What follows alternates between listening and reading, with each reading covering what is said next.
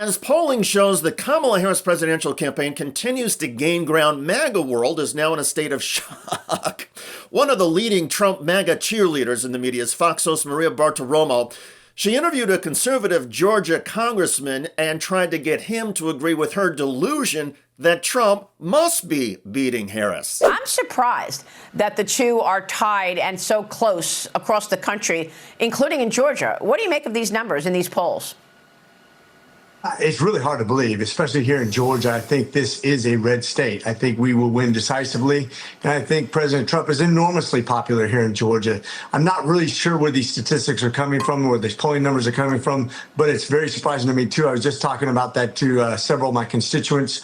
I really don't want to believe it, but I think we have a lot of work to do to make sure that that doesn't happen, that this is not even a question here in Georgia. This is deep red territory. Well, 4 years ago, it was an open question, and Joe Biden defeated Donald Trump in Georgia.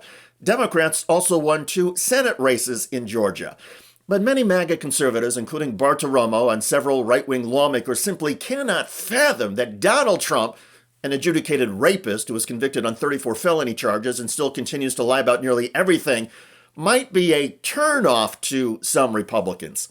Even many Republicans tell pollsters that Donald Trump's exaggerations and lies can be a problem.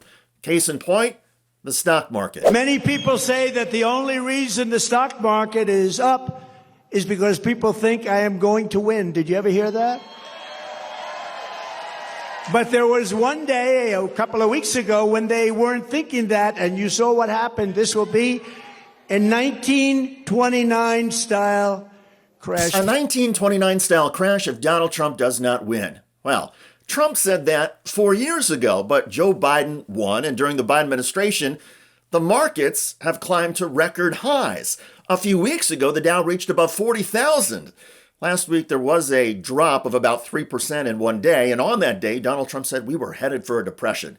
But by the end of the week, the markets had fully recovered and were back to gaining ground. In other words, Donald Trump was wrong, and anybody who made investments based on Trump's claims would have lost big time. Trump's lack of credibility extends beyond economic issues. And on top of many Republicans losing trust in Trump on a variety of issues, the polling indicates that many Republicans also find Trump's speeches and appearances now to be boring. By all accounts, Donald Trump has lost a few steps and doesn't generate the same laughter and enthusiasm he did a few years ago. Trump is not getting much help from his boring running mate, J.D. Vance. At a speech in Pennsylvania, Vance's praise of Trump came across as flat and absurd.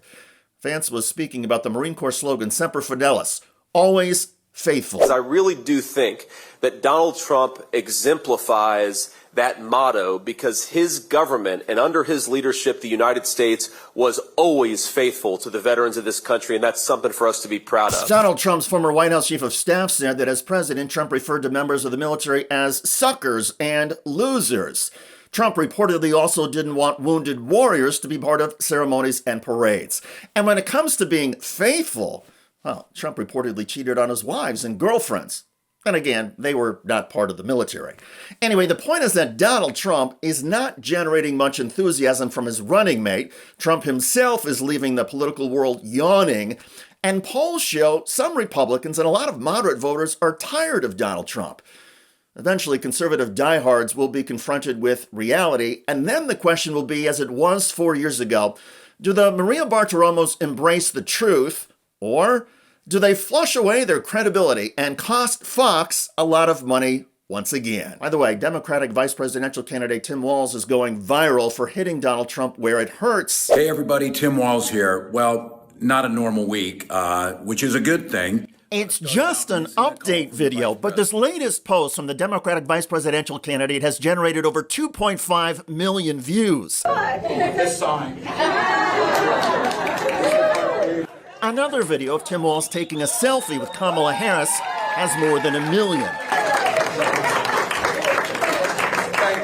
In just a few weeks, Tim Walz has become a political and viral sensation. Check out that video at the link below.